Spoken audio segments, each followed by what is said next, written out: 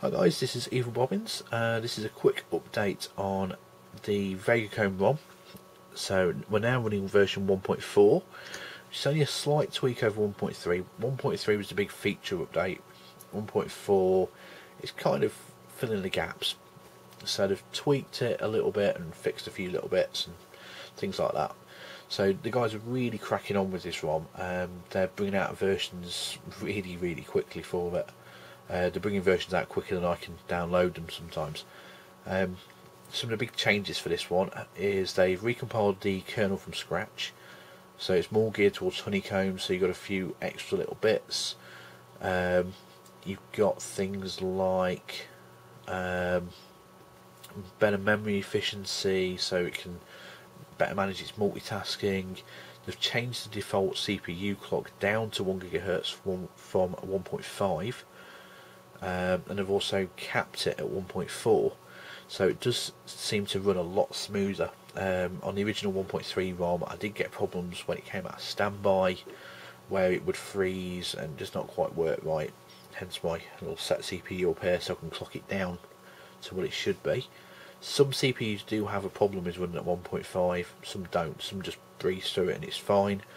Others have some problems, others have loads of problems. So it just kind of depends on the batch of CPUs you got. Most people are fine, like I say, some people aren't.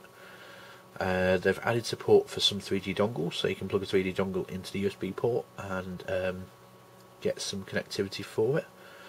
That's not 100% tested yet, but you can see it's still quite a smooth ROM. So just flicking between screens is perfectly fine.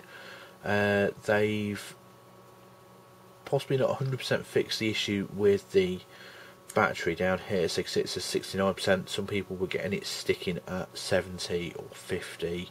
Even if it was on charge it wouldn't go up to 100%. They've changed something with the back button icon. Can't say I've noticed a difference in that, to be honest. They've removed a lot of the live wallpapers.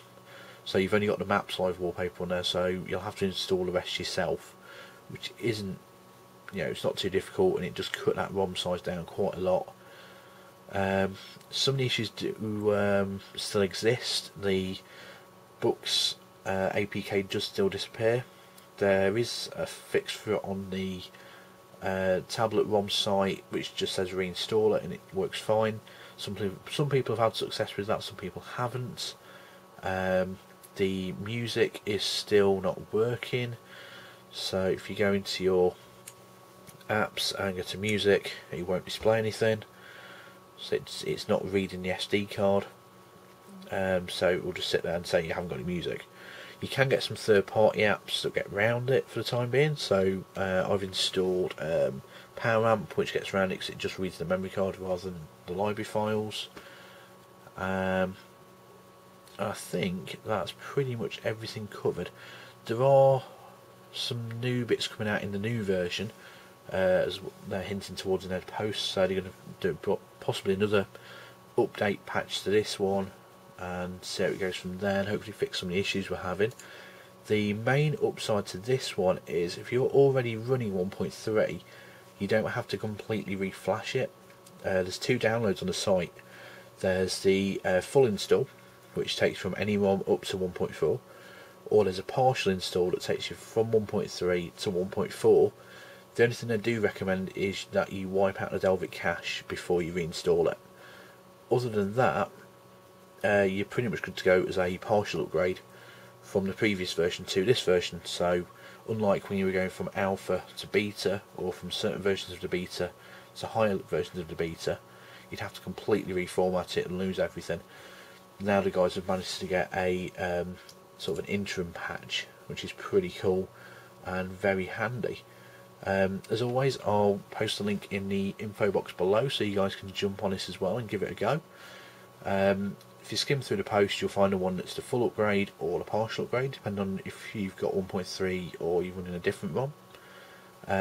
If you like the video, give it a thumbs up. If you've got any comments or things you'd like to see on this ROM before trying it yourself, post it in the comment box below and I'll try and do a video on it. And as always, I'll see you guys next time.